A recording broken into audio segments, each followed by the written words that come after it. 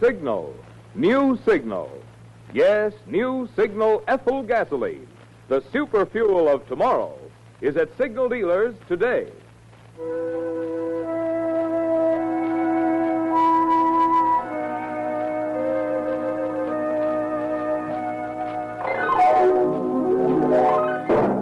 The Signal Oil Company and your neighborhood Signal dealer bring you another curious story by The Whistler. Tonight, Ambition Perilous.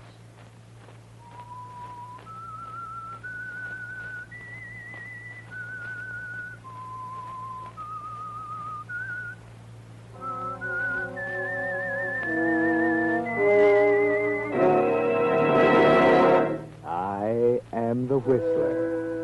And I know many things, for I walk by night.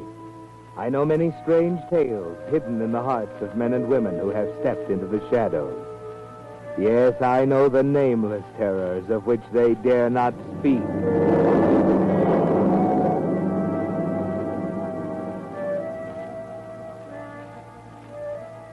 Ambition is a very powerful stimulant, a powerful urge driving men upward toward better things. Unless, of course, it's so strong that it drives them on to evil things. That's the aspect that Fred Conrad forgot about. Fred was ambitious, very much so, and his great hopes had carried him far.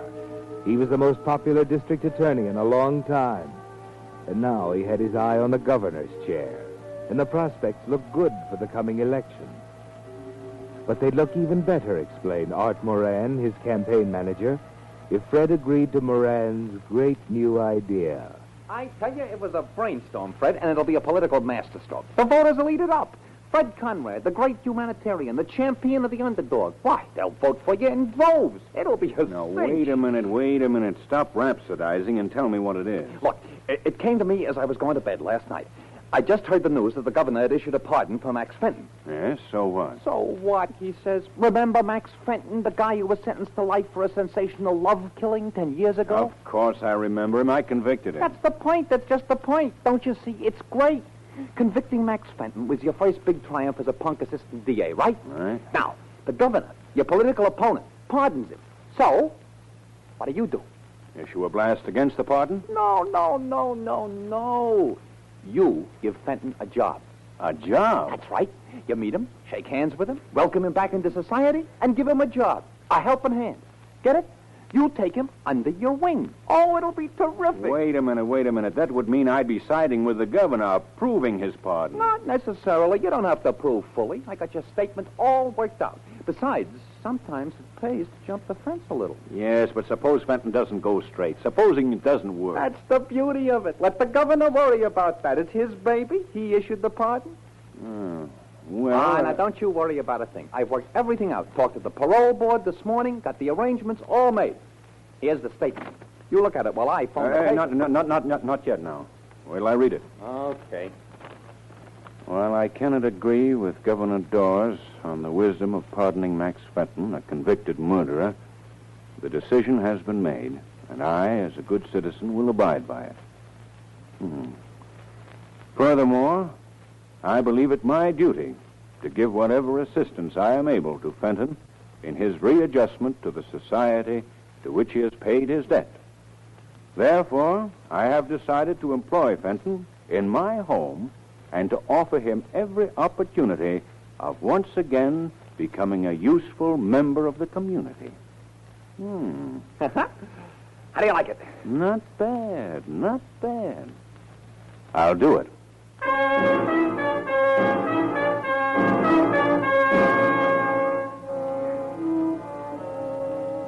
Well, that's very decent of you, isn't it, Fred Conrad? That is, it would be if you were doing it for a sincere motive, but you aren't. No, it's only your selfish interest you have at heart. Even when you meet Fenton at the gates and shake hands with him and he thanks you with tears in his eyes, even then it's the newspaper photographer you're watching.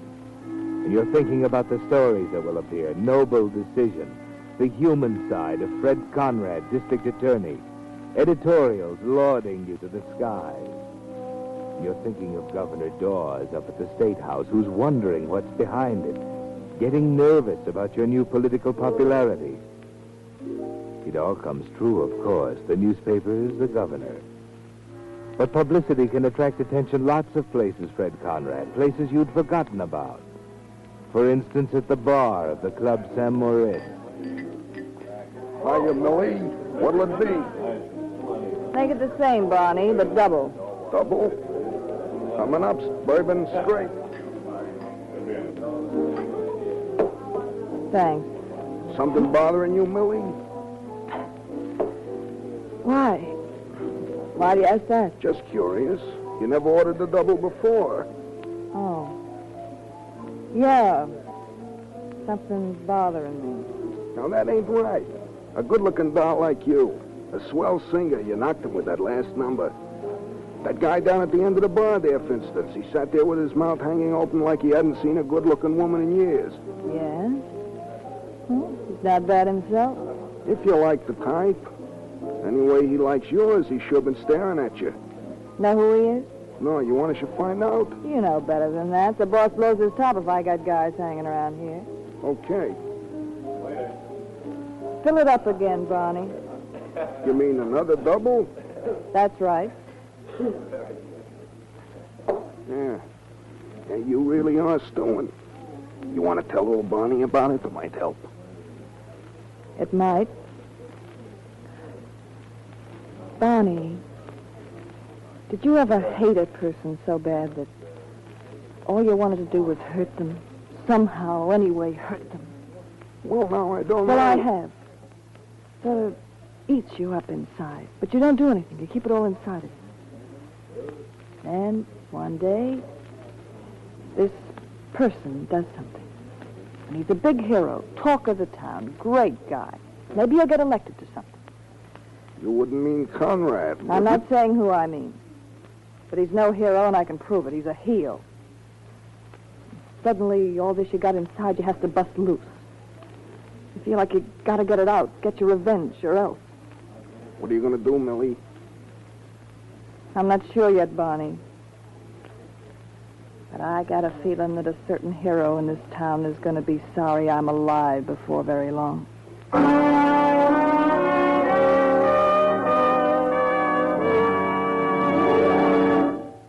Have you tried new Signal Ethyl? If you have, then you know it's the post-war gasoline you've been waiting for. The gasoline of tomorrow that's available today at your neighborhood Signal gasoline station.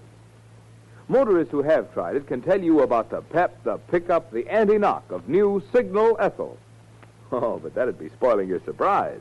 Just get a tank full of new Signal Ethyl and make that wonderful discovery for yourself. Touch your foot to the accelerator and feel that old motor get young again. Feel that performance you never dreamed was built into your car. Oh, there's real driving fun. New Signal Ethyl driving. So make it a point to stop this week at one of the friendly stations displaying Signal's familiar yellow and black circle sign. Say, fill her up with Signal Ethyl. Be among the first to find out how much fun driving can be with new Signal Ethyl. And now, back to the Whistler.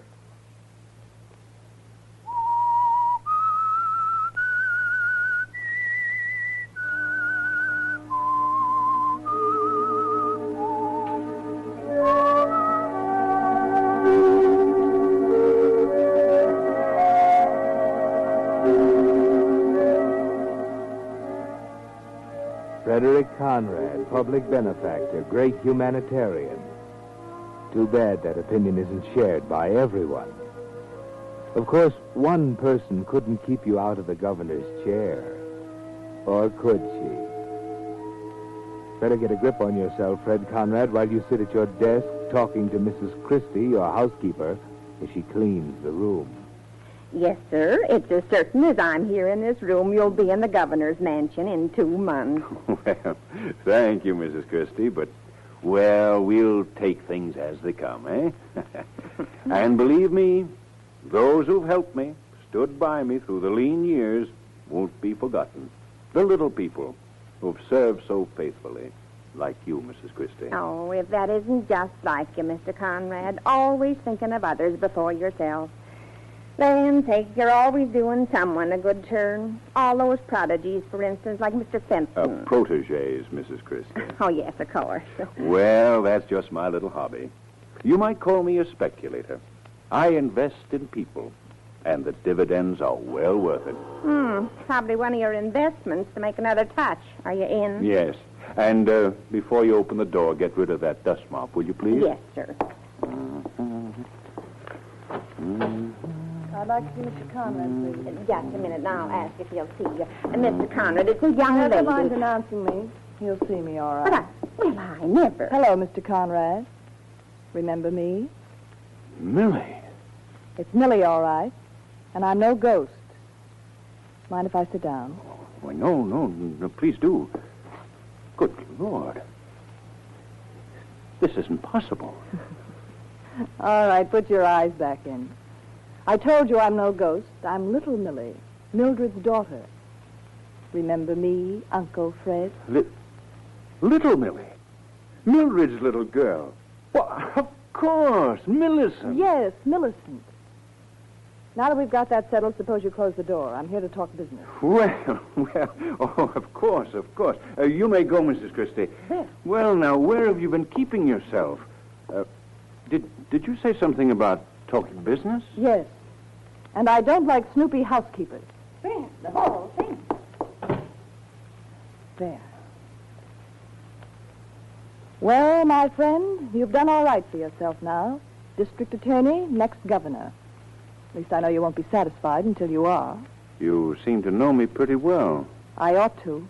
Do you think I've forgotten what you did to my mother? Shh, You please, killed please. her. Just as surely as if you'd stuck a knife in her heart. Millie. She committed suicide because of you. Yes, Governor.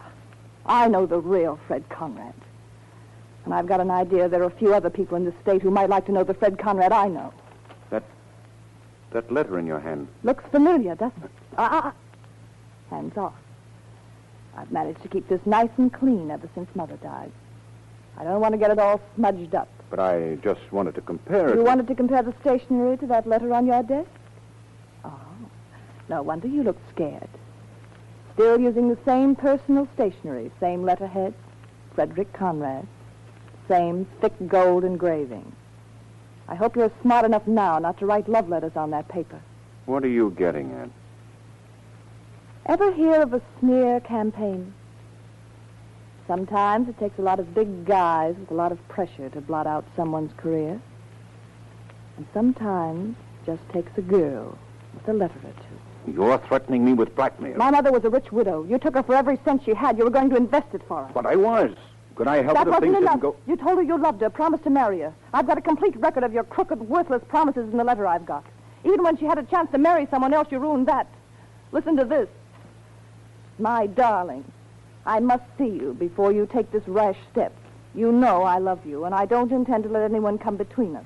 Please... Stop! I don't want to hear any more. That was the night she jumped in the water at Cypress Point. Nobody ever knew you were there that night. Except me. How much do you want for that letter? Well, let's say $30,000. Isn't that about what you took from Mother? Are you out of your mind? I don't have that much money in the world. Okay, I'll take it on the installment plan. And we'll start with $5,000 by next Wednesday. Oh, you cheap little blackmailer. Cheap is hardly the word. I think you'll find me rather expensive before I'm through with you. Wait. Who's there? Me, Mr. Conrad. I brought the car. Oh, I'm sorry. I didn't know you had company. It's all right, Max. Well, what's the matter with you two? I'm sorry. Well, hello. I remember you. You were at the bar at the Samaritz the other night. Yes, I suppose I should apologize for staring as I did. You two know each other? Well, not really. You might introduce us, Uncle Fred. Oh, well, yes, of course. Millicent, this is Max Fenton. Not the Max Fenton. Yes. I'd better be going now. I just brought the car out. Well, it's all right, Max. I won't be needing it. You can go. No, wait. I was just going. If you don't mind, Uncle Fred, Mr. Fenton can drive me home.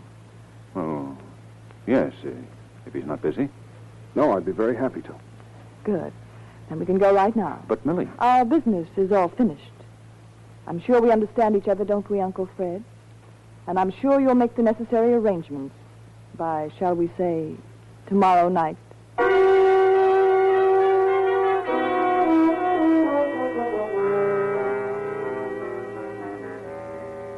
Well, Fred Conrad, the road to the governor's chair looks a little harder than it did a few minutes ago, doesn't it? It's going to be a little more costly than you figured. You've got the first $5,000 and you pay it. But then in 2 weeks, Millie wants another installment, another $5,000. This time you need help, and you get it. From Moran, your campaign manager. But the campaign fund won't stand too much, Fred. Moran has to account for that money. And he says as much the next time, when you're trying to raise the third installment, another $5,000. No, now look, Fred. I can't do it. $5,000 don't grow around on trees. And they're getting plenty strict about campaign expenses. How am I going to account for it? I don't care how you account for it, but I've got to have it. It's important, plenty important. You still don't want to tell me what it's for? No, I don't. Then I'll tell you. You're playing the sucker for a canary. Don't try to deny it. I've been checking up. This singer from the club, St. Moritz. She's been coming out to your house to see you. She's been banking big money. Put two and two together. You had no right to go snooping into my business. Your business. It's my business, too. I'm in this campaign up to my neck. And I don't intend to see you play sucker for a dame like that. Now, look, I'm not playing sucker What for do any you call dame. it? Paying big dough to the girlfriend while she makes eyes at another guy, an ex-con, your own gardener. Fenton, Yeah, Fenton. He's the apple of her eye. you mean Millie is going around with Max Fenton? Sure, behind your back. You'll be the laughing stock of this town if it ever gets out. That's why I'm telling you, Fred. There's no more money, period. You better brush that dame off fast, or I'm through. Yeah. Maybe I better hand.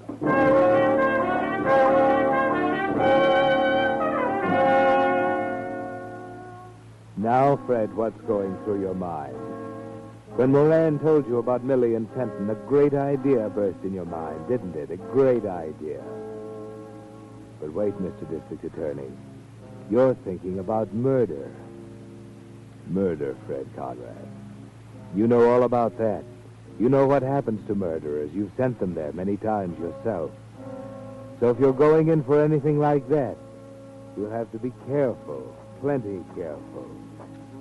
Set it up carefully, Fred. Well, Max, you certainly have the green thumb. The roses haven't bloomed like this in years. Just what I've been telling them, Mr. Conrad. Would you look at this basket of Cecil Bruners? My, aren't they beautiful? Where'd you learn so much about flowers, Max? I took care of the garden. You know where. Oh, yes, I see.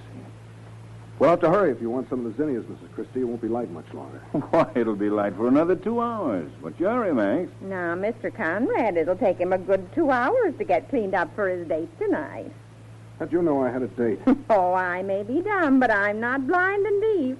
Neither's Mr. Conrad. That's right, Max. Oh, now, don't look so sheepish, man. You've got a fine girl in Millie. And a mighty good looker. Yes, sir. There are plenty of young swains who'll testify to that. What do you mean by that? Well, Max, I do believe you're jealous. Just look at his face, Mr. Conrad. A regular thunder Give me that cloud. basket. I'll get you zinnias. Why, land sakes, the man must be silly in the head to get so upset over a little thing like that. Oh, I was a fool to make that remark. Not at all. It wasn't your fault. The man is just crazy jealous, that's all. You're right, Mrs. Christie. It's very obvious. I just hope I haven't made a mistake. Why, what do you mean, Mr. Conrad? Oh, nothing except, you remember why Max Fenton went to prison? Why, yes, it was... Yeah. He killed his girlfriend in a jealous rage. Oh, no. I only hope I haven't made a mistake.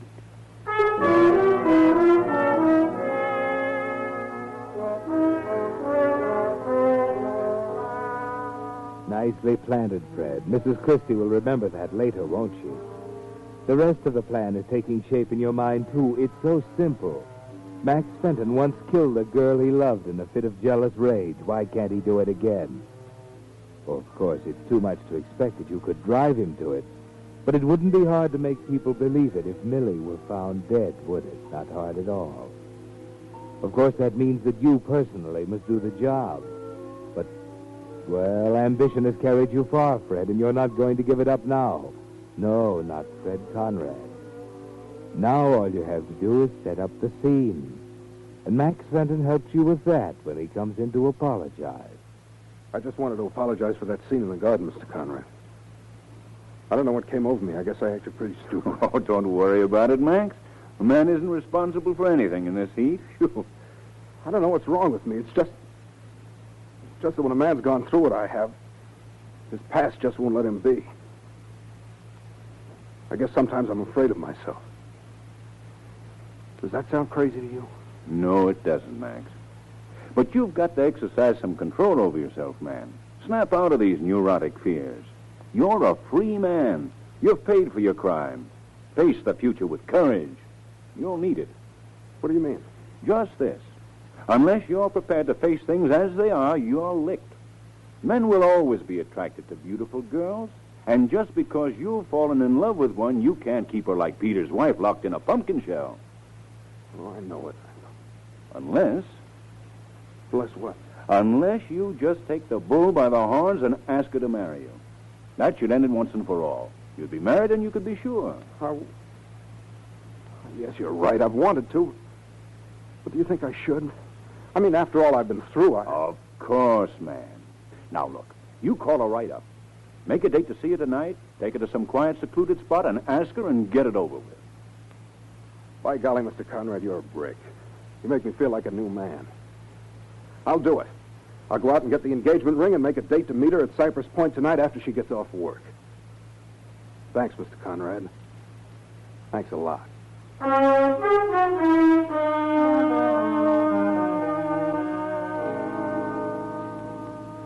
Yes, thanks, Fred Conrad, for setting everything up so well.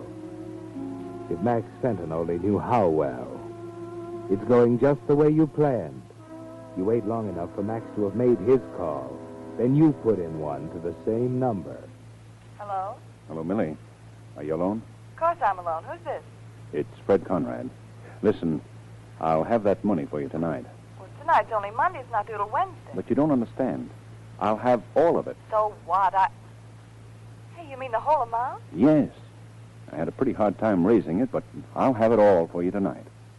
Well, it'll keep till Wednesday. I've got an important date tonight. I know all about your important date, but this needn't interfere. I'm not keeping that much cash on me any longer than I have to. I'll get it to you tonight, and you see that you have those letters. Look, I told you, I can't... What time is Max meeting you at Cypress Point? 11:30. I'll be there at 11. I'll give you the money, get the letters, and be gone in 10 minutes. Say, what are you trying to pull? The setup sounds phony to me. I'm getting fed up with this business, Millie. And wash my hands of it once and for all. Either you'll agree to my proposal, or we'll just forget the whole thing. You can go ahead and carry out your threats. At this point, I'm beyond caring. Okay. Skip the dramatics. Meet you tonight at 11. And see that you're on time. I will be. And see that you remember to bring those letters.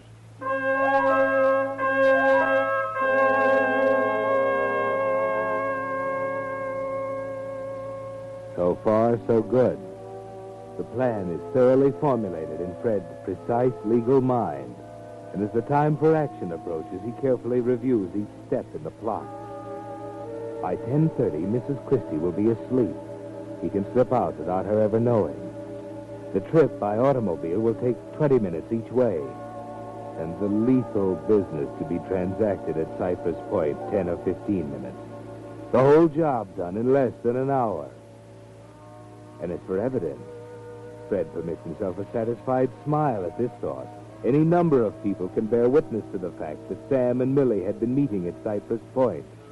Mrs. Christie, for one. Yes, it will be an open and shut case.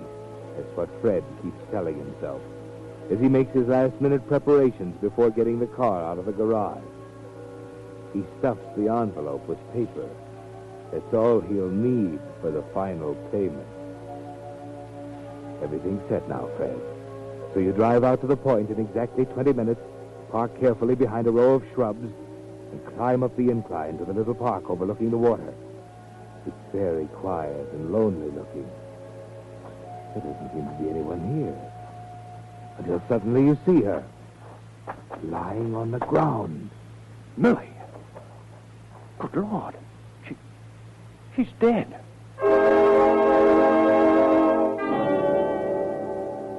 Yes, Fred, there lies Millie, dead. And the thoughts go whirling through your mind. It's even better than you'd planned. Max Fenton had done the job for you, probably in a jealous rage. Maybe Millie refused to marry him. Somehow you don't stop to wonder about the fact that Max wasn't due until 11:30. But she should have, Fred. But now it's too late. Your thoughts are rudely interrupted. Yeah, she's dead. Uncle Fred. Max, what have you done? That shouldn't interest you so much as what I'm going to do. Max, no! No, stop! Max, what are you doing, Max?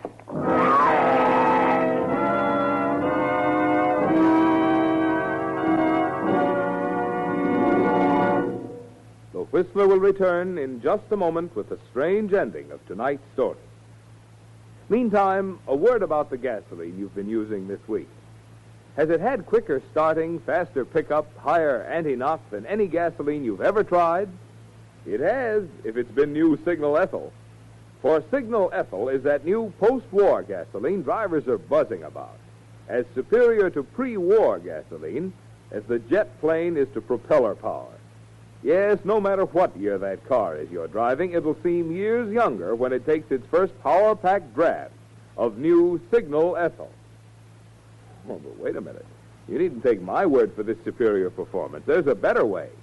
Just stop at the friendly station in your neighborhood displaying Signal's familiar yellow and black circle sign, and let a tank full of new Signal Ethyl talk for itself. See if you don't agree with me that there's an entirely new thrill in driving when the gasoline in your tank is new Signal Ethyl. And now, back to the Whistler.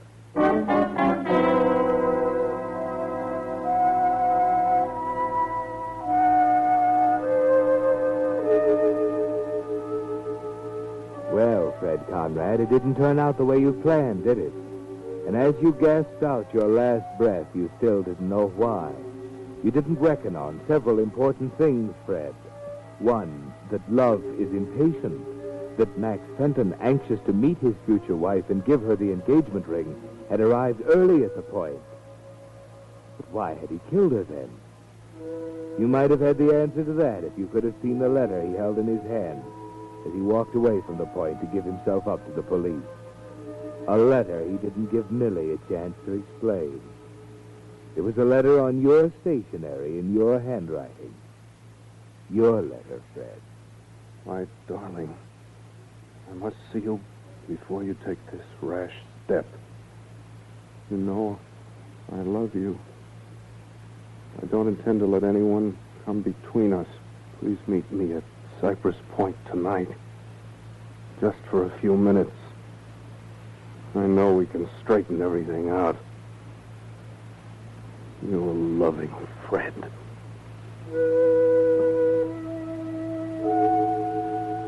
Yes, Fred, the letter you wrote Millie's mother long ago.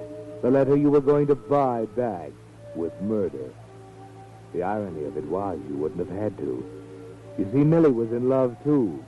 She decided you'd suffered enough. Her revenge was complete. She intended to give the letters back to you tonight and keep the $10,000 she already had as a wedding present from you to her and Max Fenton. Too bad, Fred. It might have worked out so well.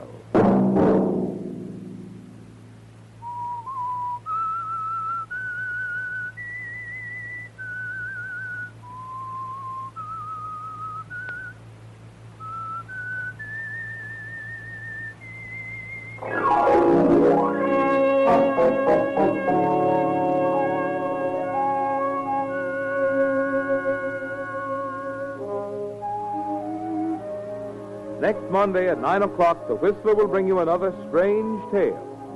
The Whistler is broadcast for your entertainment by the marketers of Signal gasoline and motor oil and fine quality automotive accessories, and by your neighborhood Signal dealer. This program, directed by George W. Allen, with tonight's story by Harriet Ray, music by Wilbur Hatch, is transmitted to our troops overseas by the Armed Forces Radio Service. This is Marvin Miller speaking. and reminding you that new Signal Ethyl Gasoline, the super fuel of tomorrow, is at Signal dealers today. Yes, you do go farther with Signal. This is CBS, the Columbia Broadcasting System.